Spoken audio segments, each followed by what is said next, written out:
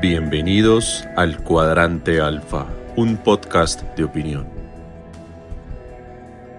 Mi nombre es Andrés Balaguer y les doy la bienvenida a este nuevo episodio podcast de hoy viernes 19 de mayo, ya finalizando semana a portas de un puente festivo. Entonces ya saben que el lunes no tendremos programa, sino hasta el día miércoles.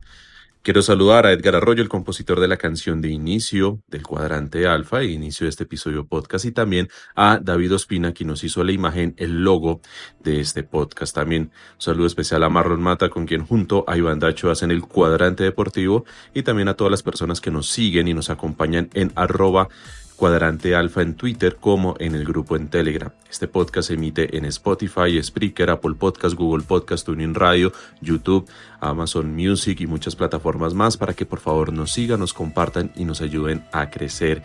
Y la invitación final para que se echen una pasadita en la descripción de este episodio podcast y revisen el documental interactivo de RTVC Play, Caminos de Jordán.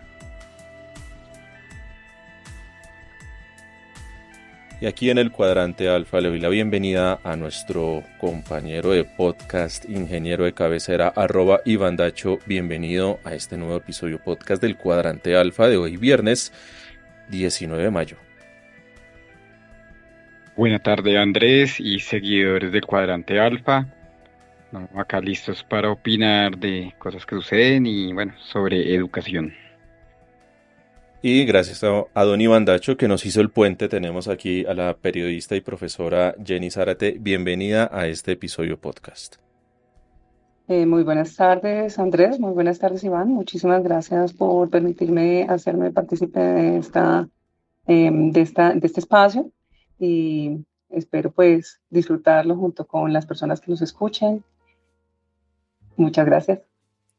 Bueno, Jenny, no, antes al contrario, muchas gracias por estar aquí con nosotros, por estar aquí en este espacio compartiendo, parte de sus experiencias como profesora, pero también como periodista. Pero para quienes no la conozcan, ¿quién es Jenny Zárate? Bueno, Jenny Zárate en la actualidad es docente bilingüe. Trabajo en un colegio donde tengo la oportunidad de enseñar idiomas. Trabajo con la parte del bilingüismo a nivel de enseñanza de lo que es el inglés y también el francés. Actualmente trabajo con educación básica primaria, pero pues mi experiencia docente me ha permitido también trabajar con jóvenes, con personas de diferentes edades, y obviamente también en la parte que mencionaste del periodismo, hace muchos años que fue mi primera profesión, con la que inicié en los medios hace también algún tiempo, alternando con la parte de locución. Bueno, lo de locución sí se puede escuchar muy bien, muy buena voz la de Jenny. Muchísimas gracias, Andrés. Bueno, don Iván Dacho, aprovechando aquí la presencia de Jenny, antes de entrar en materia, ¿qué opina de lo que ha pasado con Gustavo Petro, el tema de los niños y demás? Para poner en contexto, hace 18 días se accidentó una avioneta en el sur del país, en plena selva.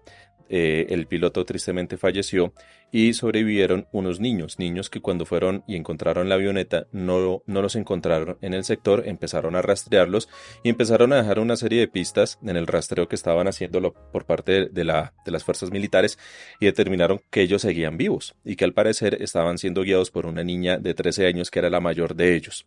Ayer en la tarde, Gustavo Petro en su cuenta de Twitter sacó un trino diciendo que gracias a las fuerzas militares esos niños habían sido encontrados y que ya todos estaban sanos y salvos.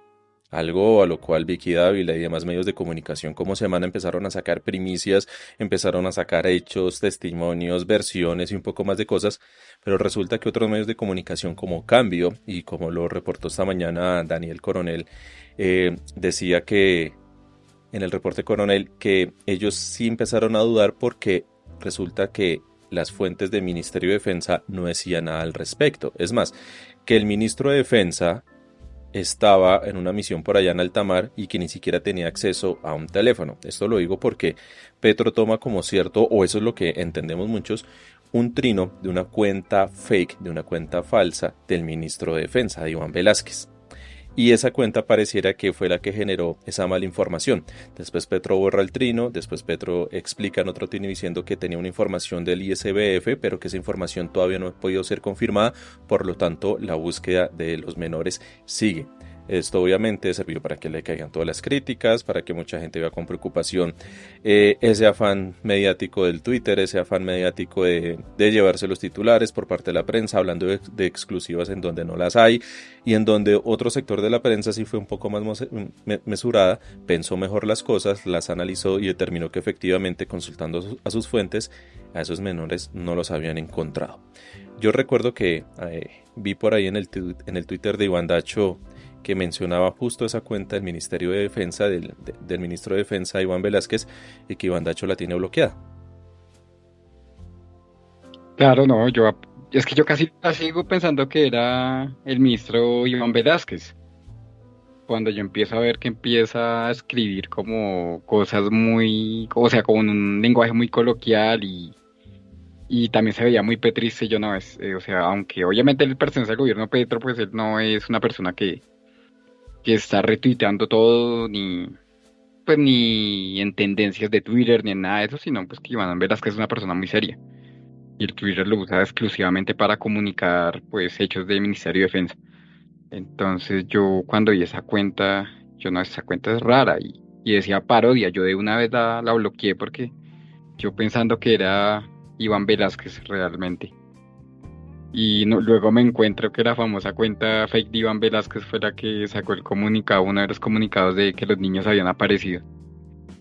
Y bueno, y pues Petro, no sé, se le van las luces como siempre con el Twitter, pues le dio retweet a esa cuenta fake, pensando que era la cuenta de Iván Velázquez, pero uno como presidente, pues lo primero que tiene que hacer es realmente hablar con Iván Velázquez antes de hacer lo que hizo. Claro, y además que el canal de comunicación entre el presidente y el ministro de Defensa no puede ser el Twitter, un trino. Sí, o sea, las informaciones nos dan, es que a veces parece que la gente se informa más por Twitter que por una llamada, o sea, entre gabinete, ¿no? No sé si ha visto eso. Sí, pareciera como si se enteraran más de las decisiones del gobierno por medio del Twitter, de las redes sociales, y no pues por los canales oficiales y los canales clasificados que ellos han de tener. Esto, Porque Jenny, lo del cambio de ministro, ¿se acuerda? sí, sí, exactamente, lo mismo. Y es que aquí va la pregunta, Jenny. Esto es periodismo básico. Uno no se debe quedar con una sola fuente, uno debe contrarrestar las fuentes, indagar y saber que la información que se está manejando en ese momento en caliente, en primicia, ¿no?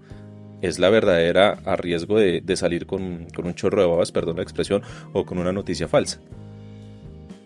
Bueno, retomando el tema de lo del Twitter y toda la situación con lo de los niños y lo que me dices acerca de las fuentes periodísticas, sí, obviamente, y yo creo que por sentido común, en la vida cotidiana uno tiene que rectificar la información antes de lanzarse, pero pues tiene que ver mucho con la posición en la que se encuentra el presidente, en donde se encuentra las personas que están involucradas en toda esta situación.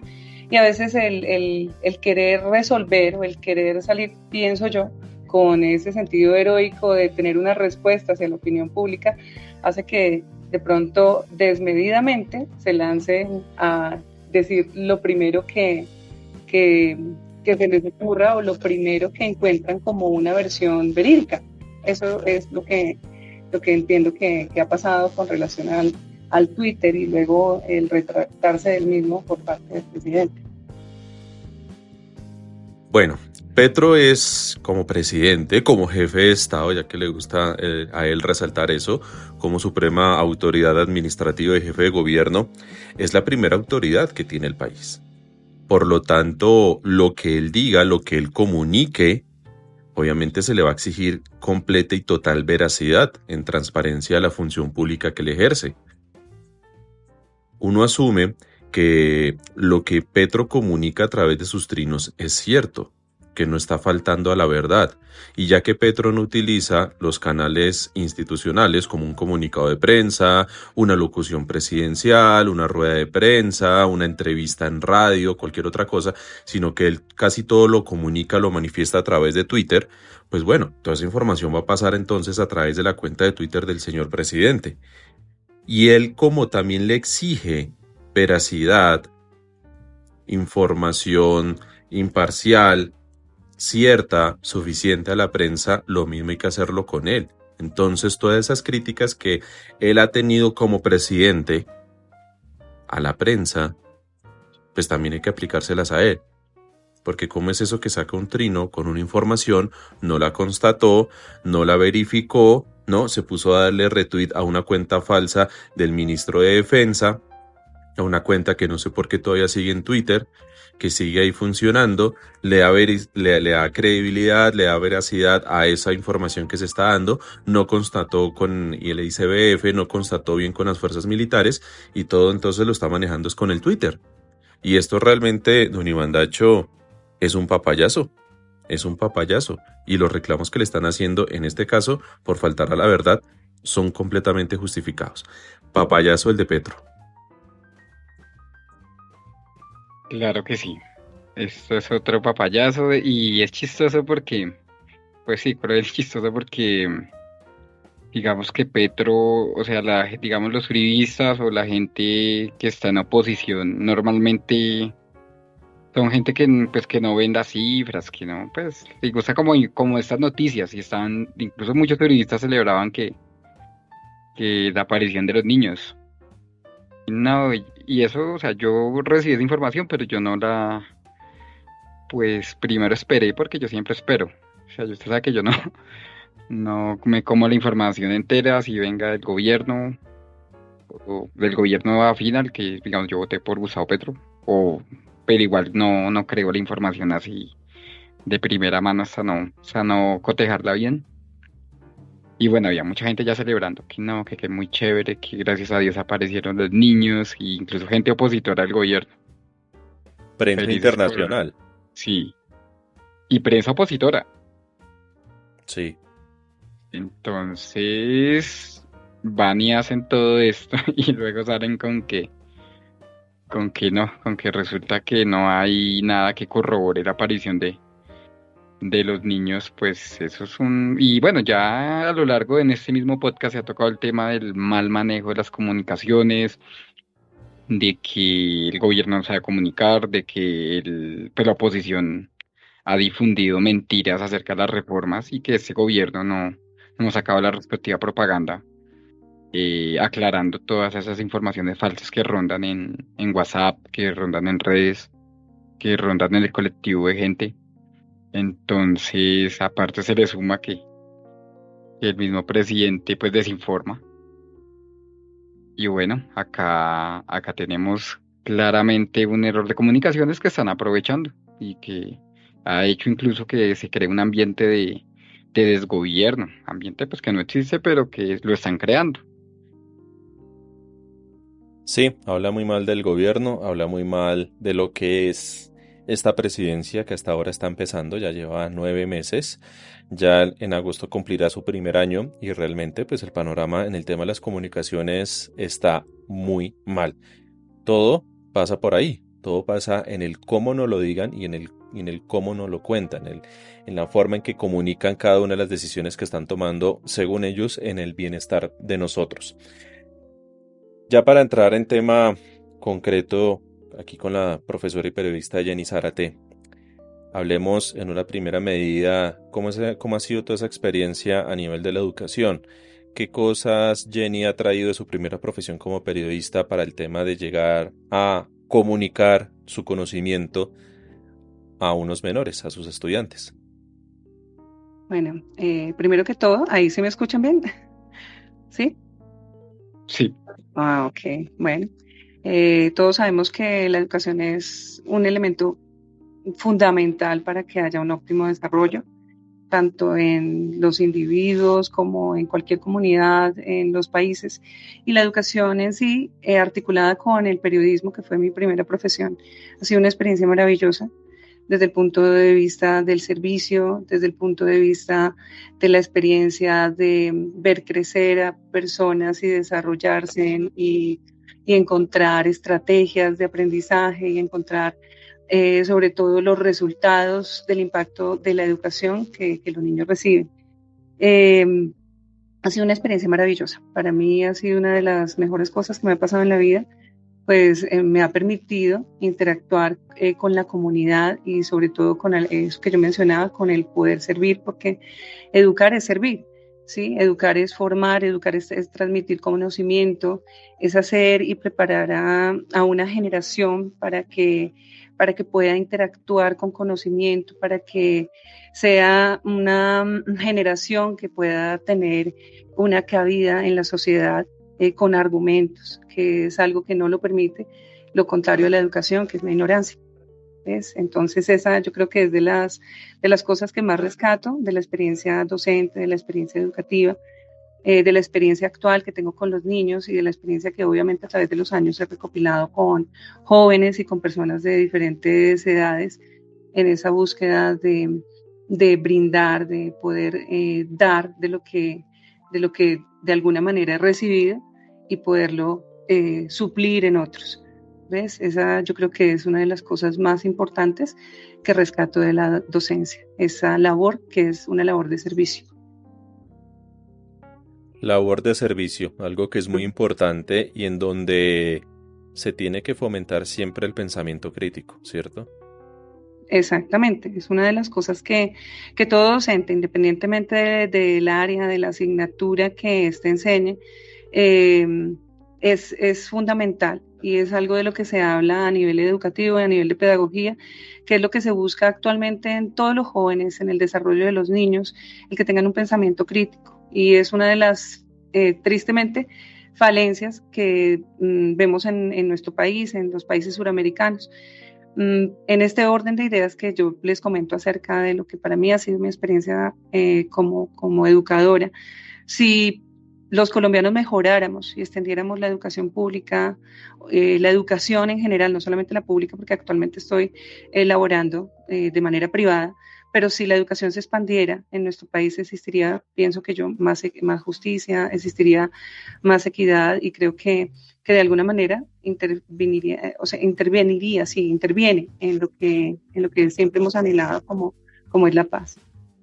¿Por qué? Porque pues cuando las personas se educan es natural que se ganen un estatus dentro de la sociedad por el mérito que significa tener un conocimiento, ¿sí? De esa manera, por ejemplo, un médico puede ver como su homólogo a otro médico sin importar las demás condiciones que vivan ambos, sin importar su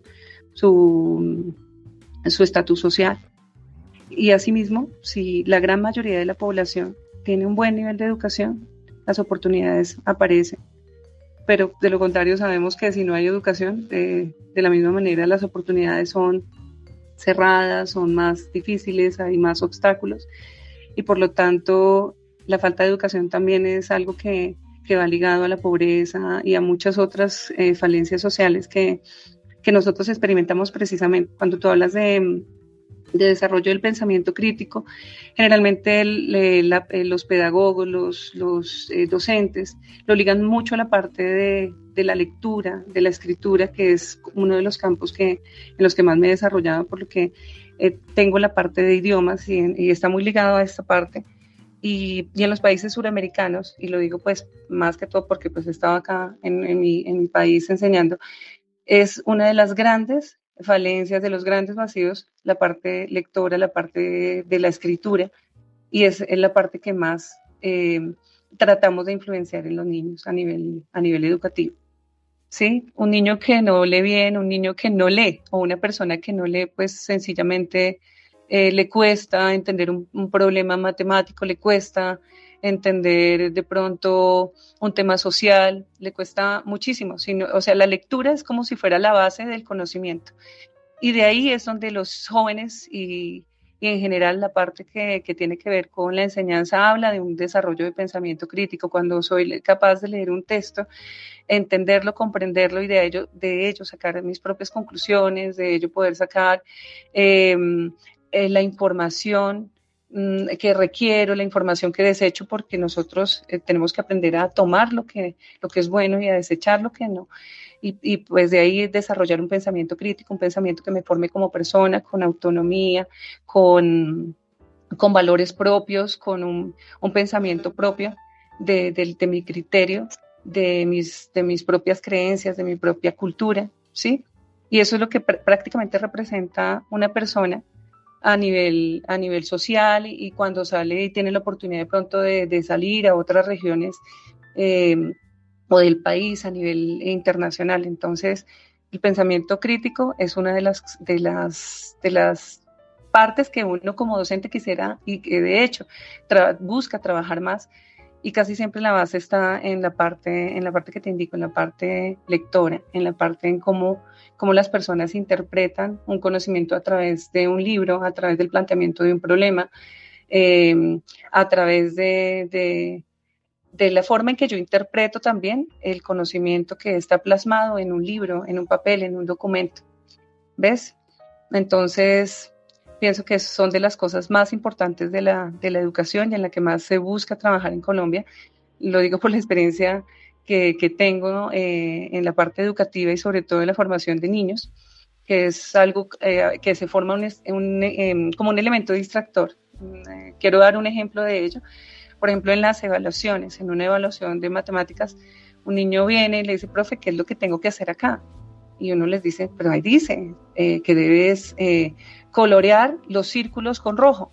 Y a veces el niño no, en algo que de pronto lo digo así, siendo como algo tan elemental, si el niño no desarrolla esa comprensión lectora, pues no va a tener como poder implementar lo que le están sugiriendo, así suene como si fuera algo muy básico, como muy sencillo de hacer.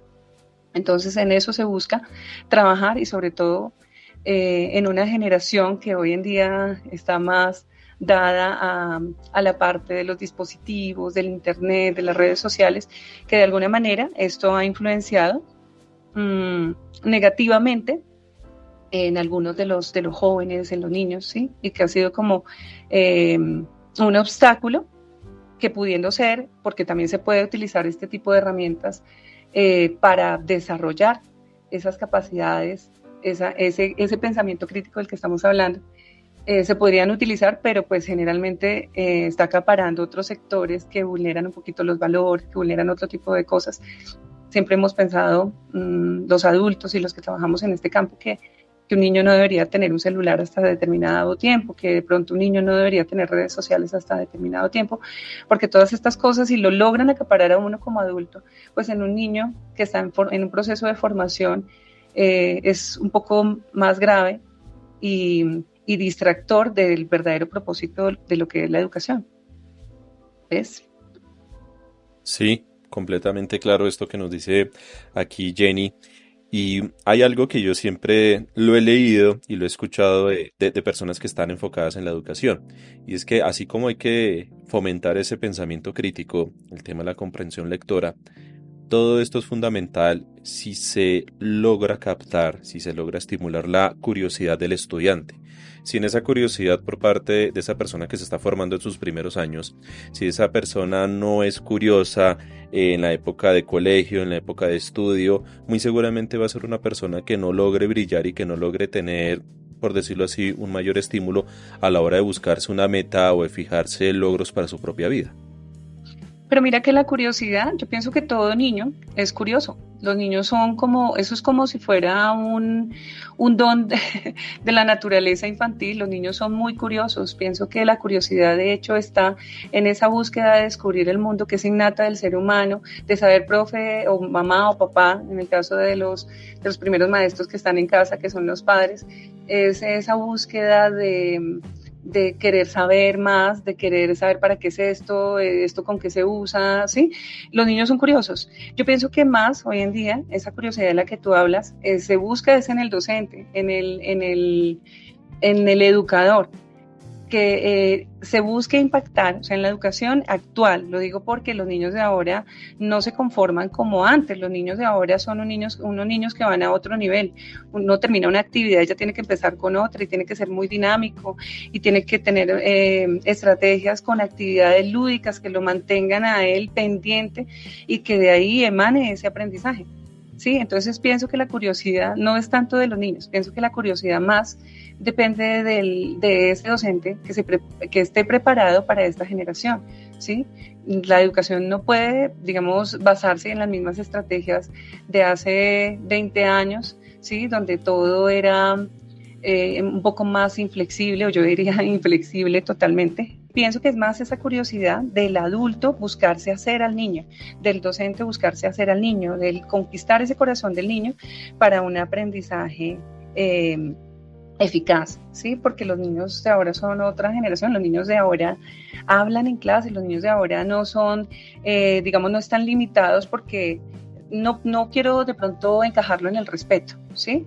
Porque los niños de ahora son más tranquilos, o por decirlo de una manera más coloquial, más frescos para tener una cercanía con el docente y preguntarle hasta de la vida íntima de uno. Pues, profe, ¿tú dónde vives?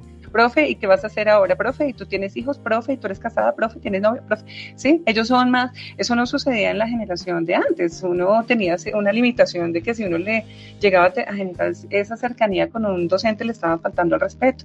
Hoy en día los niños son muy curiosos y yo pienso que es más el docente, digamos en la parte educativa, el que tiene que volverse curioso de conocer esta generación para hacerse niño. Muchos expertos, digamos, en pedagogía dicen que para hablarle a un niño uno se debe poner como a la altura del niño, digamos, en cuestión de disposición física, ¿sí?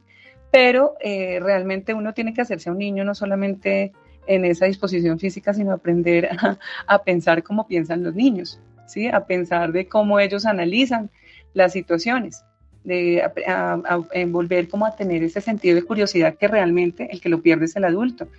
Cuando uno pierde ese sentido de curiosidad, uno pierde la capacidad de asombro y ahí es donde muere el niño y nace el adulto, que generalmente es amargado, serio, hostil, ¿sí? Y yo me dirijo pensando digamos, en el ambiente en el que yo me muevo. Yo me muevo actualmente en un ambiente de muchos niños. He trabajado con jóvenes y pues se maneja casi desde esa misma perspectiva, pero uno aprende muchísimo más de los niños, de su inocencia, de la manera en que ellos ven el mundo actual, de la manera en que ellos hoy tienen como esa apertura de lo que decía antes, de abrirse más al maestro, de poderle decir con más confianza lo que están pensando. Y vuelvo y me remito a lo que dije inicialmente, esta labor es una labor de servicio. Y pienso que esa curiosidad es más de que el adulto se haga al niño, se haga a la necesidad del niño, ¿sí? Se haga al niño de la actualidad, a eso. Hay algo con la curiosidad, pues eso me pasaba mucho en la época mía de estudiante, años noventas, que a veces había, o sea, se la montaban a uno, porque uno levantaba la mano, uno preguntaba, y a veces eran preguntas pues muy sencillas, o preguntas que para otros pudieran ser tontas, o de pronto a veces uno no fue a clase el día anterior por alguna otra cuestión, por lo que sea, entonces uno llegaba y uno preguntaba, ay, pero es que eso lo vimos ayer, póngase al día, ¿no? Pero ¿qué son las preguntas? Entonces Sí. está el tema que a veces también por ese tema, o sea, por esa cuestión de la curiosidad, se empieza a hacer cierto bullying a esa persona que siempre está, pues, con esa preguntadera, por decirlo así, constante. Bueno, yo creo que en el ámbito escolar se ven muchísimas situaciones que podrían promover el bullying, no solamente el niño que es participativo y que de pronto está constantemente, digamos, haciendo preguntas o participando, que llegara, digamos, a incomodar a otros y que le empiezan a decir cosas, ¿sí? En la época de uno, yo soy de contemporánea tuya, de acuerdo a lo que hablas, y yo me acuerdo que sí, en la educación antigua, pues uno escuchaba que si alguien hablaba más de la cuenta, voy a utilizar el lenguaje que se decía, era el sapo, era el chismoso, se manejaban mucho los apodos, ¿sí?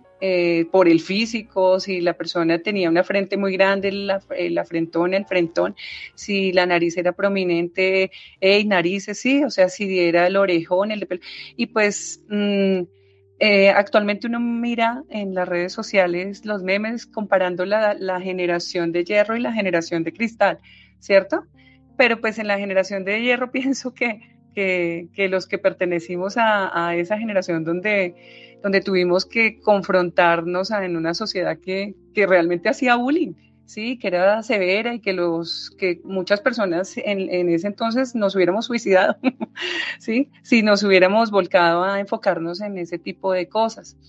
Pero pues el cambio en el bullying actual, precisamente porque en los análisis psicológicos que se hacen, ¿sí? De la sociedad que fue padre o que se formó padre de esa, o sea, los que sufrimos ese maltrato, digámoslo así, los que sufrimos ese maltrato, somos los formadores de una generación que no queremos que sufran ese mismo maltrato, porque pues a pesar de que lo sufrimos y que de alguna manera nos formó un poco más severos, un poco más duros, ¿sí? De pronto personas que somos capaces de, si somos gordos, nos reímos de sí mismos, si somos flacos también, si tenemos algún de pronto defecto físico, le hacemos mofa a ese defecto físico y no nos pega como tan profundo como de pronto hoy en día nosotros escuchamos que tal niño o un joven se suicidó porque se sentía feo o porque los compañeros le hacían burla por qué sé yo, por su ropa, por la forma de hablar, en fin. Pienso que tiene que ver mucho con quienes formamos esa generación o con las personas que hemos formado esa generación, con de pronto esa cita de yo no quiero que mi hijo sufra lo mismo, yo no quiero que él pase por las mismas necesidades o por el mismo esfuerzo o sufrimiento que yo he vivido, que de alguna manera hemos encapsulado a una sociedad. Hoy lo digo, ¿por qué? Porque a pesar de que el bullying es real, a pesar de que sí hay matoneo en los colegios, a pesar de que hay muchísimas cosas que hoy en día que se permitieron en una generación y que ahorita son prohibidas porque pueden dañar y porque hemos detectado que realmente pueden ser macabras en el momento en que una persona esté tan agobiada que decida tomar su propia vida y autoaniquilarse, ¿sí? Que ese es el miedo del fin del bullying o llegar al punto en que, como muchas veces vemos en las películas americanas, que se ven escuelas donde llega un chico y los chicos guapos tienen su grupo y los atacan. Casi siempre en las películas americanas vemos ese bullying de Estados Unidos, ¿sí? Reflejado en la burla, en el menosprecio al más débil, digamos al niño que es el más inteligente, que es el más solitario. Casi siempre en las películas vemos esto, pero digamos a nivel real, a nivel nacional, uno se da cuenta que a veces hoy en día también la gente, digo, en general abusa del término bullying. Hoy en día no todo puede ser bullying, ¿sí? Hay cosas que digamos, situaciones en el campo docente, uno se tiene que enfrentar a las exigencias de los jefes, al manejo de los estudiantes que vienen con una biodiversidad de familias, con diferentes pensamientos, diferentes modos de crianzas, y también a los padres. Y a veces uno escucha, no, es que a mi hijo le están haciendo bullying porque mira que él me llegó con una hoja doblada, o bueno, qué sé yo, pero a veces son cosas que uno dice, ¿será tan cierto de pronto que esto sea bullying? O es que el niño me dice, por lo menos en el caso personal, te cuento una anécdota, tuve en un salón un caso de un niño que la mamá iba con frecuencia a decir que le hacían bullying al niño. Y yo, pues como docente, ¿uno qué hace? Uno indaga, uno con mucho tacto se dirige a los estudiantes, a su grupo a cargo. Y realmente, o sea, la conclusión era que el que le hacía bullying a todos era el niño. El niño era el que le ponía apodos, el que a cada uno le tenía un apodo, el niño era el que... Y pues los niños en defensa le contestaban. Entonces, no siempre el bullying es bullying como lo vemos. O sea, no estoy diciendo que el bullying sea algo irreal, que no exista. Obviamente existe. Lo hemos visto reflejado en esta sociedad, en el índice de niños que han desarrollado enfermedades mentales, en los suicidios, en el índice de suicidios, en muchísimas cosas, en de pronto cosas nuevas dentro de la sociedad. Pero no siempre todo es bullying. A veces pienso que en esta generación se ha tomado mucho el término bullying para escudar cualquier cosa que yo sienta que está agrediendo a mi hijo, y entonces es que hay un niño que me lo mira mal, ¿sí? Y el niño siente que lo están mirando mal y puede que no lo esté mirando mal. Sí, es que hasta en los adultos se refleja a veces esa situación de un bullying que no es bullying. Entonces uno ve personas que dicen, no, es que no, esta señora me mira feo, es que esta persona me mira mal, y uno dice, la generación de antes dice, pues que tan inmaduros, no, mejor dicho, uno ya no puede decir nada porque esa persona se agobia tanto que tal que se haga daño. Entonces uno ya se mide en lo que va a decir, se mide en lo que va a hablar, se mide en cómo va a actuar o dirigirse a una persona, y a veces ante el bullying, me atrevo a decir que muchos permanecemos intactos, ¿sí? Porque pues realmente para que sea bullying real hay que ahondar en muchísimos temas e indagar realmente con las personas que están alrededor de la persona que dice estar siendo matoneada o siendo víctima de este tipo de comportamiento. Bueno, yo te quería hacer una pregunta, digamos que aparte del bullying, pues he visto sobre todo casos con los estudiantes que son, digamos, declarados o que ellos, bueno, se determinan como homosexuales. Sí. Pues antes, digamos que en mis épocas era más bien como burlesco. Sí. Pero yo no hace mucho, pues escuché el caso de suicidio de Sergio Urrego y que fue sistemático dentro de la misma institución educativa que fue la que le hizo acoso a este estudiante por ser gay. Sí, sí, entiendo. Sí, yo digo que por eso te mencionaba que aunque hay cosas que hay que ahondar para saber si realmente es bullying, pero yo creo que cuando ya se refiere, digamos, a asuntos, digamos, de comportamiento, de género, ¿sí? De decisión de género, pues en eso sí uno tiene que ahondar porque o sea, no falta que todavía en esta sociedad que es machista, que digamos personas que están en cargos importantes, rectores, coordinadores, aún los mismos orientadores, tomen livianamente casos como el que tú expones, el de este muchacho, Sergio, ¿sí? En donde realmente uno ve que hay homofobia y que hay otro tipo de cosas y factores que pueden realmente estar afectando a un joven y que sea desatendido y que no se le preste atención a cosas que sí exponen una gravedad, pienso que pues es errado y es desafortunado el no prestarle la atención que es debida, que corresponde, ¿sí? Obviamente, por eso digo que es bueno ahondar en el tema. Digamos, para eso existen en las escuelas diferentes tipos de atención que van desde la orientación, pero la primera percepción, créeme que la tiene el docente que está a cargo. Generalmente, cuando nosotros nos delegan un grupo, uno aprende a conocer sus estudiantes, uno sabe sus nombres, sus apellidos, aprende a interactuar con sus familias y uno percibe este tipo de cosas, percibe si este chico tiene, digamos, este tipo de comportamiento, ¿sí? Uno percibe todo, o sea, uno lo percibe y si de pronto uno tiene hasta la información, digamos, de enfermedades físicas o también tiene la información de problemas visuales, de auditivos, uno tiene toda esa información médica y la que no tiene de alguna manera llega por ese contacto con la familia, con los padres, ¿sí? Y obviamente esto también dependiendo del tipo de acompañamiento que tengan en el hogar, pero el muchacho que está solo desde casa, ¿sí? Que no tiene ese acompañamiento, que tampoco tiene el apoyo desde casa y llega a la escuela y vive también aislado, en soledad, y un docente y un personal educativo no detecte estos casos, ahí sí están, pienso que muy desenfocados en su labor de servicio y social, que es la que vuelvo y menciono, porque es que se trata de eso, se trata de involucrar en la educación al niño que vemos aislado, al que vemos callado.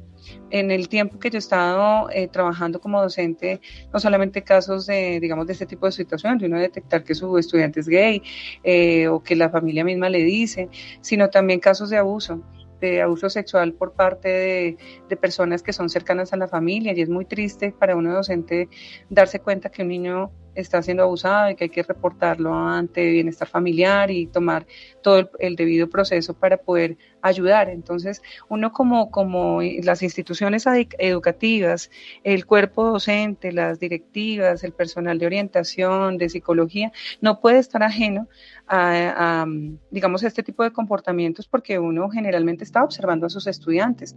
O sea, yo no puedo ser un docente y pasar por alto el estudiante que llegó con los zapatos rotos, yo no puedo pasar por alto al estudiante que veo que tiene una forma de comportarse diferente, al estudiante que está aislado, al estudiante que permanece solo, al estudiante que uno no le puede decir nada porque está ya en llanto, ¿sí? Esas son alarmas, son alertas que nos están diciendo que algo está pasando, y pienso que las instituciones a veces fallan en eso, y vuelvo y repito, o sea, muchas de las instituciones aún están dirigidas por personas que de pronto son, digámoslo así, de la vieja guardia, y que son muy conservadoras en algunos aspectos, y que de pronto no escatiman la posibilidad de que esto llegase a suceder, porque de pronto su mente está todavía enfocada en esa pedagogía de antaño, esa pedagogía antigua, esa pedagogía donde éramos la generación de irrompibles, ¿sí? Donde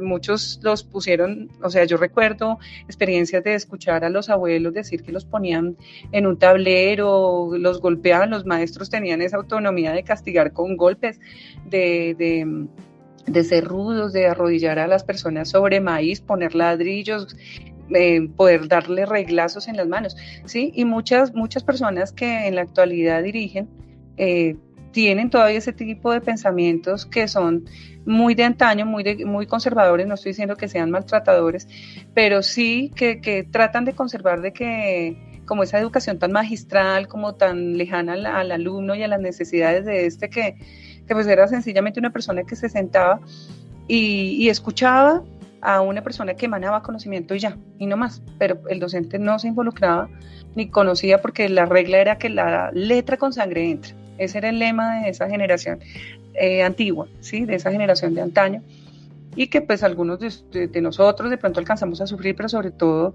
los antecesores, los abuelos, los padres de algunos, ¿sí? Que rescatan de eso, que esa gente se formó bien, que no es grosera, que es más educada, que no tiene vicios, que es más fuerte, que no se decae por nada. Pero resulta que de esa misma sociedad también hay personas muy inflexibles, ¿sí? Personas que sufren mucho, personas que también tienen problemas mentales, pero que nunca los descubrieron, sino se dan cuenta de pronto en una relación de pareja que tienen problemas emocionales y que no se toleraban el uno con el otro, o sencillamente personas con intolerancia, ¿sí? Darse cuenta que no soportan a otra persona ni la diferencia, que no son capaces de trabajar en equipo, ¿sí? Que rechazan a este porque se viste así, a este porque se pone un tatuaje, porque lleva el pelo largo, porque tiene un arete, porque tiene un piercing. Entonces eso va muy marcado en esa generación de robles que venimos de una educación maltratadora por parte de cuerpos docentes que en esa época se les permitía estos excesos. ¿Ves? Entonces pienso que digamos en esos casos sí es es una falla gravísima de las instituciones el no estar pendiente, digamos, de casos tan duros como lo que le ocurrió a este muchacho en ese colegio. Quiero hacerte otra pregunta ahora, pasando más a algo más actual. Dime. Bueno, ¿hace cuánto estás ejerciendo, por ejemplo? ¿Has estado en cuántos gobiernos ejerciendo? Y hace 15 años estoy ejerciendo. Sí, o sea... Nos pasamos por Santos, por acá estar por Uribe. Sí, claro. Uribe 2, Uribe 2 y adelante. Uribe 2, sí. Uribe 1, Uribe 2 y Santos casi Uribe 3. ¿Sí? Dios. O sea, Uribe 2, Santos 1, Santos 2, Duque y bueno, y la Duque, sí, claro, nos estábamos saltando a Duque. Sí. Como si no hubiera chiste. Como así.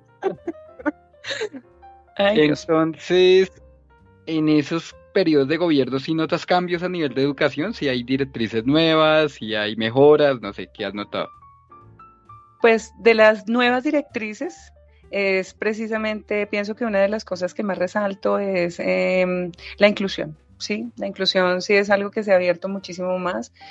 No solamente la inclusión, a veces siempre la enfocamos como que al tema de la sexualidad y al libre desarrollo de la personalidad, pero no, también está en cuanto a las etnias, está en cuanto a el estatus social, sí, hay muchísimos factores que me parecen muy positivos en la parte de la educación, que como son nuevos y prácticamente son prematuros, faltan muchísimas estrategias para poder de pronto articular todo este proceso de educación, de la educación de antes a la educación como estamos llamados a ejercerla en esta actualidad.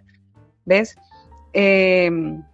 Digamos, hoy en día en las instituciones uno ve chicos que vienen de etnias indígenas y es algo fascinante tener a una persona que viene de sectores remotos de nuestro país y ver que también están en esa búsqueda de preparación, en esa búsqueda de querer también involucrarse, porque pues uno pensaba, no, solamente de pronto los indígenas los relacionábamos con los rituales y no más, y con como que son un patrimonio cultural, pero verlos involucrados hoy en día con ese anhelo de llegar a diferentes campos sociales, a las comunicaciones, a la política, es algo fascinante, respetable, y es ver cómo también se le ha dado espacio a la participación de las personas, y que es pues lo lógico que debería suceder en esta sociedad, porque todos somos seres iguales, tenemos los mismos derechos humanos y pues tenemos ese beneficio al ser iguales de poder acceder a la educación, y eso me parece de las cosas más importantes. Ahora, en cuanto a lo que me preguntas con relación a, bueno, a todo el transcurso de los gobiernos anteriores a la actualidad, también pues diría que pues está muy prematuro todavía hablar en cuanto a lo que se ha hecho en el gobierno del actual presidente Gustavo Petro, pues precisamente porque está recién elegido, pero parte de las propuestas de él me parecían muy acertadas en cuanto a la creación de nuevos colegios, de nuevas instituciones, de llevar a las universidades a lugares donde no están, a la Amazonía, a las islas. Bueno, eso me parece una buena propuesta, y pues la esperanza es que se pueda llevar a cabo y que veamos que muchas personas más puedan acceder a la educación y tener ese beneficio de poder también de esta manera acceder a otros sectores donde podamos tener campo y donde puedan tener campo muchas personas más. Bueno, otra pregunta que yo te tenía es acerca de, digamos, nosotros tuvimos una época donde pues nos tocaba ir a la biblioteca, leer, citar, sacar los libros. Ahorita pues no, después pasamos de la biblioteca a la Encarta y de la Encarta a Google. Sí. Eso no, digamos que no va a hacer al estudiante más perezoso o que ya le gusta leer menos o que quiere la información más fácil. Ahora también salió el reto del chat GPT. Ya no sabe si el estudiante está haciendo la tarea o la redactó una inteligencia artificial. O sea, son cosas que han ido surgiendo con los años y pues bueno, tú has estado en toda esa transición. ¿Qué tienes que opinar de eso? Bueno, de eso opino que sí, o sea, pienso que la educación tiene que verse tanto en casa, o sea, eso va ligado de la casa y va ligado obviamente a la institución. Siempre hemos sabido que la primera escuela es nuestro hogar, ¿cierto? Y que ya el colegio es parte de tomar todo eso y enfocarlo, ¿cierto? Entonces pienso que en los niños sí les ha faltado más, o sea, esa comparación que tú haces bueno, antes uno iba a la biblioteca. Yo digo que esos tiempos para mí personalmente fueron fascinantes, poder ir a una biblioteca, una hemeroteca, investigar, sí, porque pues nosotros salíamos, nosotros aprendíamos de las propias experiencias, de los libros, de los periódicos, de salir a un parque y montar bicicleta y rompernos las rodillas y rasparnos y tener contacto con la naturaleza. Y sí, en efecto, los jóvenes de hoy, no puedo decir que todos, pero sí en una gran mayoría, porque es a lo que nos está llevando la corriente de este mundo, donde nos está llevando a que nosotros todo se accede a través de los celulares. En un celular uno tiene las cuentas por pagar, tiene las cuentas bancarias, tiene todo. Uno en ese pequeño aparatico está todo, y en los portátiles, en las laptops, en los computadores, está absolutamente toda la información. Y sí, o sea, obviamente pienso que sí, tiene un efecto en que es una generación un poco más perezosa, día, que uno ve los jóvenes acostados ahí en su celular, en su laptop, están estudiando, están haciendo tareas, pero son más sedentarios.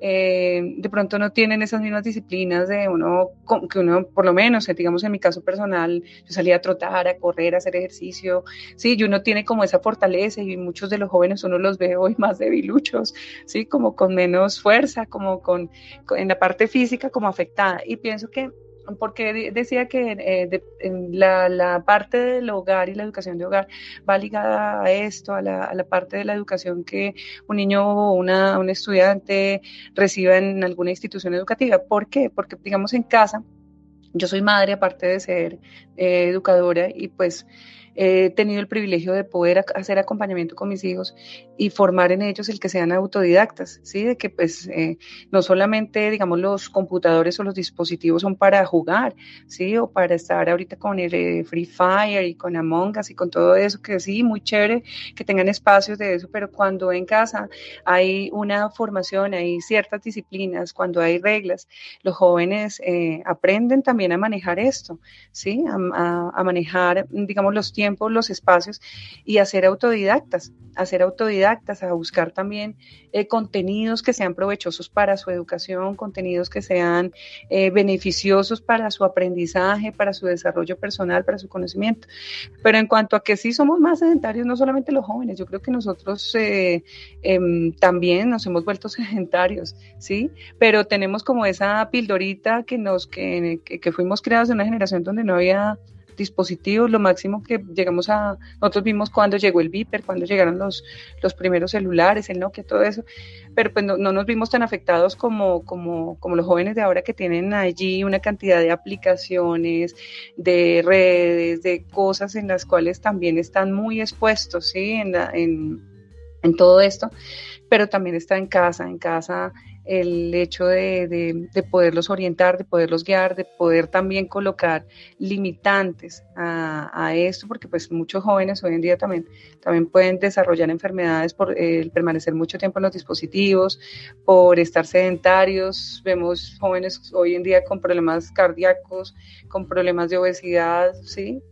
O sea, hay muchas cosas que están ligadas, Iván, hay muchas cosas que están ligadas, pero obviamente que sí, yo pienso que sí, esto de la tecnología nos ha vuelto no solamente a los chicos, a los niños y a los jóvenes, ha influenciado en que seamos un poco más sedentarios, más estáticos y de pronto más perezosos, porque pues ya no tienes que salir al banco, ya puedes hacer una transacción desde casa, igual para los jóvenes, pero cuando uno es autodidacta y cuando uno sabe motivar a sus hijos, por lo menos yo comparto con los míos, y ellos han visitado bibliotecas y han ido y les gusta y son apasionados por ello también. Entonces está como en esa labor de papá de también ser un precursor de que ellos también se muevan, de que también salgan de esa zona de confort, ¿sí? Y pues puedan manejar estos espacios, y que ellos puedan estar también en el gimnasio, en una escuela de fútbol, que hagan natación, bueno.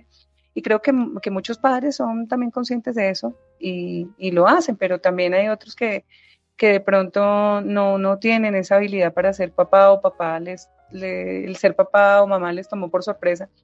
Y también ese es otro tipo de aprendizaje que nos trae la vida misma. Entonces eso es un complejo, pienso que es un montón de cositas que están ahí ligadas. Es complejo porque estamos en un mundo nuevo prácticamente. Somos una generación que viene de un sistema de educación diferente al que hay ahora. Somos una generación que alcanzamos a tener teléfonos de rosca, teléfonos de botón, el que uno descolgara el teléfono y uno saber si el teléfono estaba muerto o estaba funcionando, ¿no? El ver televisión y noticias a ciertas horas en el televisor, en la radio, en la forma en cómo consumíamos la información y cómo llegábamos al conocimiento. Aquí Jenny también nos lo decía con el tema, por ejemplo, de poder ir a las bibliotecas. Esa experiencia de una biblioteca, realmente hay muchos estudiantes, creo yo, que casi no la viven igual a como la vivimos nosotros. No tienen ese tema de hacer una fila, de llenar una ficha bibliográfica, de llenar un formato y entregárselo al señor de la biblioteca para que vaya y busque y le diga, no, el libro no está, o sí está, pero lo tiene que volver pasado mañana si no tome su multa. Cosas de esas que realmente pues hemos evolucionado a un mundo completamente tecnológico. Y la cuestión aquí es que, así como los estudiantes, estas nuevas generaciones que están ahorita en etapa de educación, están acordes a este nuevo enfoque moderno, tecnológico, la educación se tiene que modernizar. Los docentes se tienen que capacitar, tienen que romper una serie de paradigmas, creo yo, y enfocarse y adaptarse a unos nuevos estándares en lo que es la educación. En la percepción, en la experiencia de Jenny como docente, como profesora, ¿cuál cree que tiene que ser ese deber ser que deben tener las instituciones educativas, que son los empleadores de los docentes, a la hora de poder actualizar, de poder llenar de todos los contextos suficientes a cada uno de sus docentes? Bueno, Andrés, ese deber ser de las instituciones creo que debe ser enfocado a la modernización.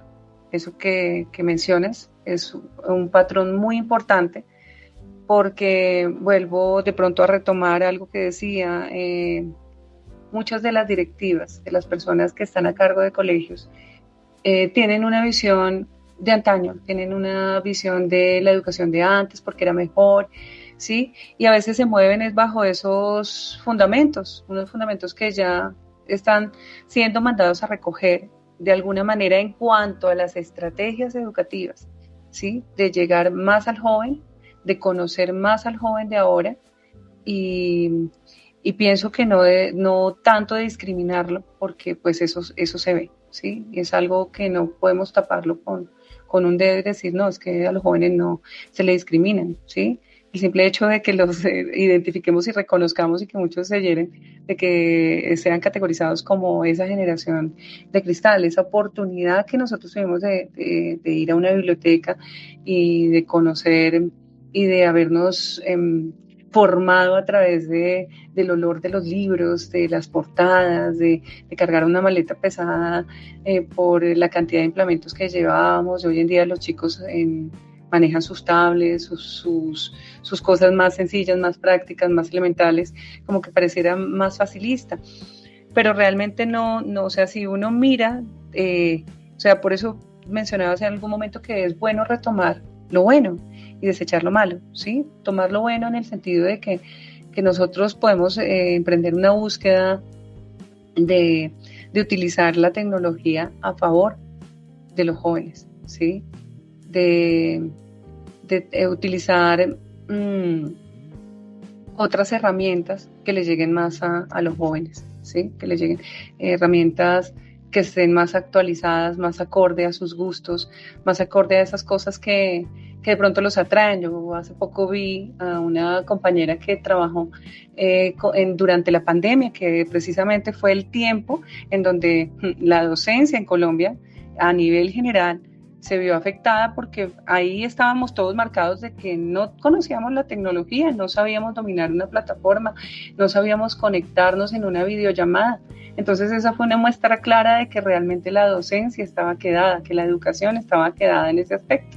Sí, tal vez había personas que en colegios de pronto de mayor nivel, sí, estaban ya preparados o ya sabían hacerlo porque pues era su pan de cada día. Pero a nivel general, en las educaciones que pertenecían de pronto a edificios, se vieron afectadas, colegios cerraron, ¿sí?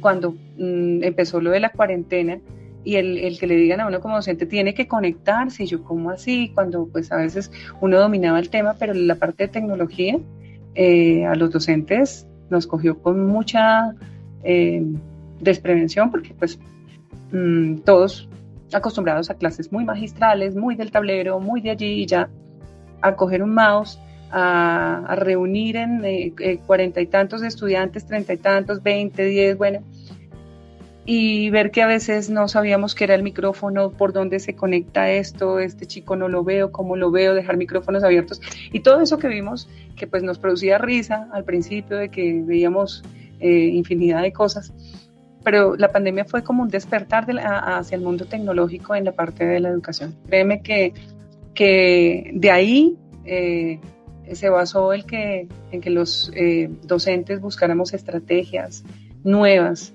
Eso fue un reto para los docentes y pienso que fue el punto de partida para que hoy en día la sociedad no sea igual, no solamente a nivel educativo.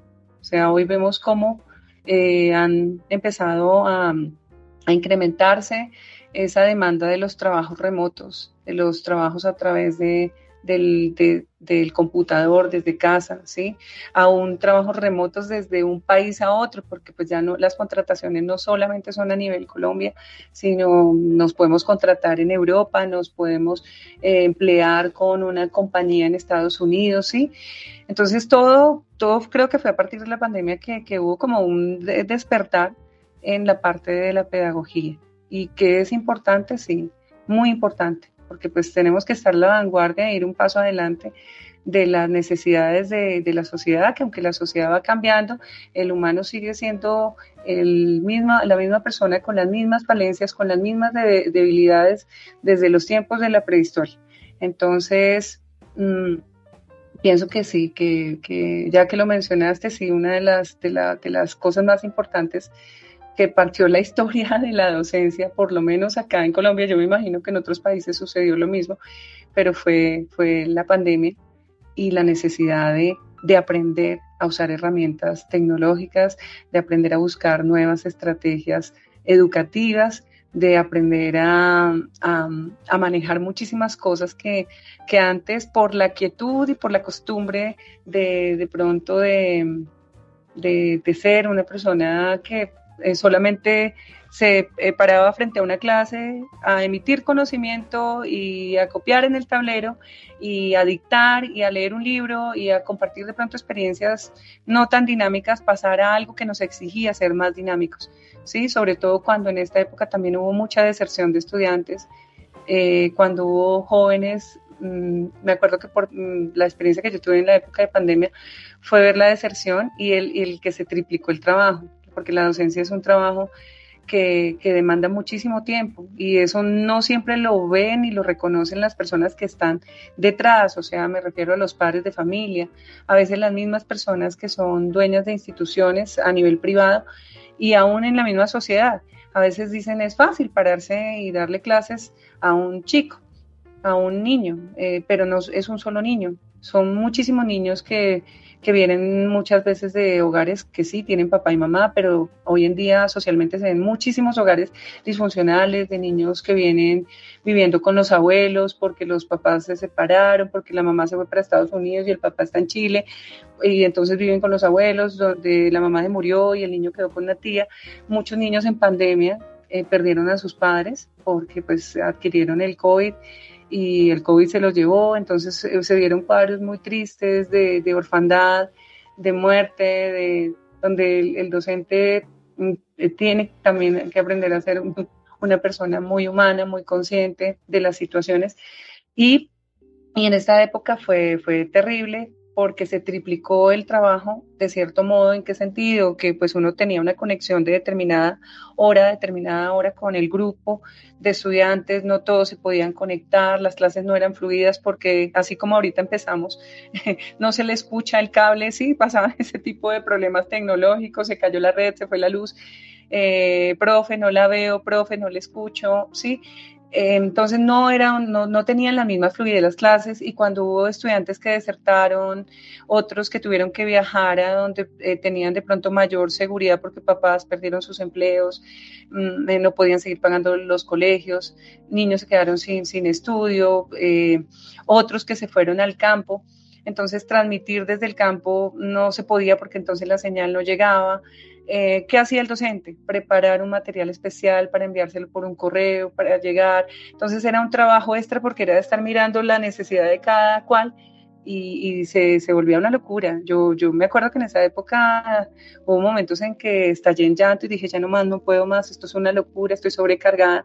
Y porque uno como docente llega a involucrarse tanto con los estudiantes que uno llega a verlos como sus hijos, los llega a ver con muchísimo amor y uno a veces es difícil de pronto dividir y entender que listo, ellos son jóvenes, son de otras familias, no me puedo involucrar tanto, pero créeme que era muy difícil no involucrarse, era muy difícil no escuchar que a alguien se le murió su progenitor, que alguien perdió su empleo, que un niño ya no iba a estar porque pues no tenían cómo pagar un colegio. Toda esa situación fue muy difícil, pero nos llevó, yo creo que a pensar más en cómo alcanzar esos chicos que no podían estar, esos jóvenes que tenían dificultades, y a veces enfrentarse sobre todo con la ingratitud de la gente, porque pues todos estábamos, yo pienso que pegados del techo, pensando qué va a ser del futuro, esto va a ser así, y no era fácil a veces lidiar con los padres, con los familiares. Había gente muy agresiva, gente que de pronto decía usted no está haciendo nada, sí, cosas así. Y la labor docente tiene que ver muchísimo con eso, con a veces no tener el reconocimiento de lo que uno está haciendo desde su casa, porque esta labor, diferente a muchas de las labores y de las profesiones que se desarrollan, yo veo personas que terminan su trabajo y llegan a su casa y descansan. El docente muchas veces llega a su casa, tiene que revisar, hacer planeaciones, calificar, buscar de pronto actividades de recuperación para los jóvenes que van perdiendo, citar a un papá porque de pronto el papá ha estado descuidado y el niño llega sucio, no trae tareas, ¿sí? Diferentes factores sociales que se ven reflejados en un solo salón de clase, en un colegio, y que el maestro está desde su casa tomando muchas veces tiempo de su vida, sacrificando su propia familia para estar allí pendiente, y en la pandemia eso se triplicó. Entonces, la parte tecnológica, pienso que para la pedagogía tuvo un factor muy importante esta pandemia que recién tuvimos, para despertar un poco y darnos cuenta que estábamos muy en una zona de confort, y que la tecnología, a pesar de que sea nociva en algunos aspectos, podemos sacar un buen provecho de ella y es manejable y necesitamos de ella, claro. Ya hoy en día no me imagino sin el teléfono, ya hoy en día no me imagino ya la vida sin el internet, ya hace parte de nosotros. Entonces es algo que entró a la humanidad, es algo que nos está llevando a prepararnos a más. Bueno, este relato que nos da Jenny es muy importante. Esta charla ha sido muy provechosa, muy productiva. Quiero agradecerle a Jenny ya que hemos llegado al final de este programa. De verdad, el tiempo que nos dedicó, sus conocimientos, sus experiencias, el que nos las haya aquí compartido en esta primera medida. Obviamente la invitación sigue en pie para que nos pueda acompañar en otros episodios podcast, y desearle los mejores éxitos en esta que es una muy bonita y muy importante, y como lo dice Jenny, una labor social que es la educación. Muchísimas gracias a Andrés Balaguer por este espacio, por permitirme estar aquí con ustedes y poder compartir parte de esa experiencia que he tenido en mi trabajo, en esta labor docente, y también esa forma de articularlo con la parte de las comunicaciones, que ha sido también otro mecanismo de vida y que ha sido parte de mi vida.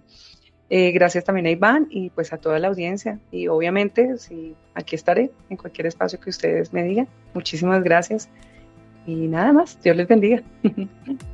Bueno, Jenny, muchísimas gracias, y lo mismo, Iván Dacho, gracias. Y próximo Cuadrante Deportivo, se vienen cositas de la final de la Champions. Sí, vienen cositas, viene muy interesante, y bueno, tremenda paliza le dieron al Real Madrid, y bueno, luego hablaremos de esos temas. Listo, Iván Dacho, Jenny, muchísimas gracias, y ustedes también, que tengan un muy buen fin de semana, que descansen, y nos estaremos escuchando en un nuevo episodio podcast. Ya saben que este lunes que viene es festivo, así que tendremos programa habitual el día miércoles.